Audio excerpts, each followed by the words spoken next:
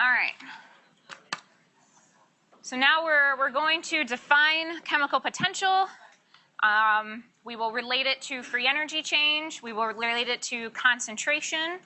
And then hopefully we will have in our 50 minutes enough time to get sort of all the way to prove the equilibrium constant and how it relates to standard state free energy change. And then the final equation we write is really the most important one going into this stuff. You'll definitively use it on both homeworks and exams at the end of these couple pages of notes. All right, but first let's start. Let's imagine I have some system, and it has n sub I number of molecules in it. So n sub I is equal to the number of molecules of type I in my system. And then let's say I add one more molecule of I. I add one more molecule of I at, I'm going to let constant temp and pressure, T and P, stay the same. Okay? This is, of course, the definition. I'm interested in calculating a change in free energy, so constant T and P are required of this. Okay? So thinking about free energy,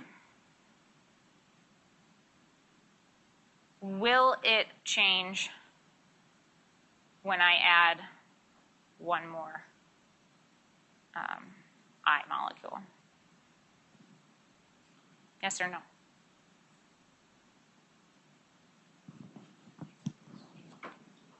If I put in a single molecule, does free energy of my system change? I see some head nods. Another way to let yourself think through this, G is equal to H minus TS. If I put a molecule in, will entropy change? Right? This was like on the exam, if I let two more students walk into my room, what happens to the entropy of the room? Well, in that case, I had to define how many seats I had and have a way to do multiplicity. But yes, one more molecule, one more person, one more thing changes entropy. It also will change enthalpy depending on what is that molecule. How many bonds does it have in it? What potential energy does it have? But I know that enthalpy will change because it's this chemical bond energy piece. And so depending on what I'm putting in, I also may expect H to change. Okay? But also I can think, if it's easier for you to think in entropy, yes, one more molecule changes it, so delta G changes. Yes. Okay. So then I can write a change in free energy, delta G. Sort of generic way to write it would be G final minus G initial. And this is equal to G of one molecule,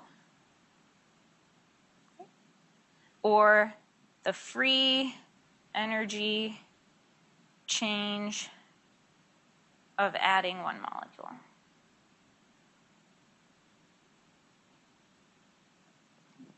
So I have sort of the free energy of my single molecule, and it is equal to the free energy sort of change final to initial as I go from just moving one molecule into my system. So I can define something called molecular chemical potential. Mu sub I is equal to the change in free energy of I over the change in number of molecules of I at constant T, constant P, and this N sub J does not equal I means at all other types of molecules aren't changing. Right? So I'm looking at just the free energy change associated with changes in a single type of molecule. Okay? This is the rate of change of free energy with respect to number of molecules.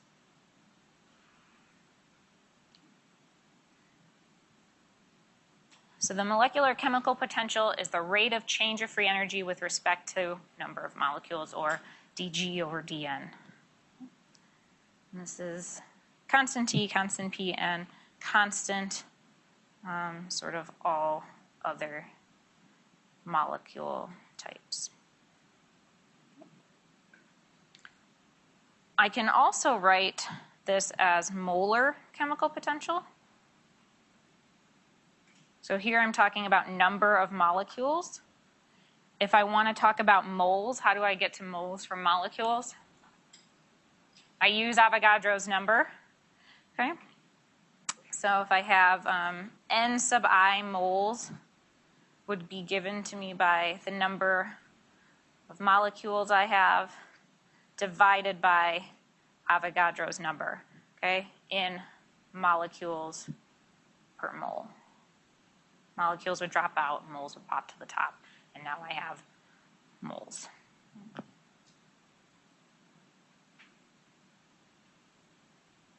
In your textbook, this is written as mu sub I with a bar over the top.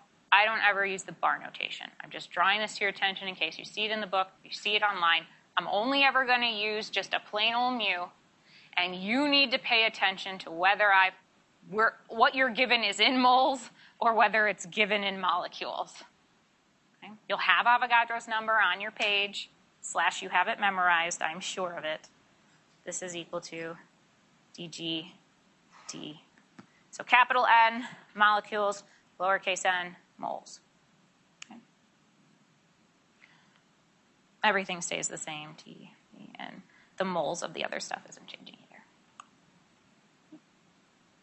So I can rearrange that equation and write it as dg is equal to mu dn, number of molecules, or if I'm writing it in moles, I have dg is equal to molar chemical potential, dn. Like I said, I don't use this, and I'm not going to go add it back into my equation sheet, so just be comfortable. Now, if I'm at equilibrium, what are these equal to? Always a solid guess, but yes, that is correct. These are equal to 0 at equilibrium.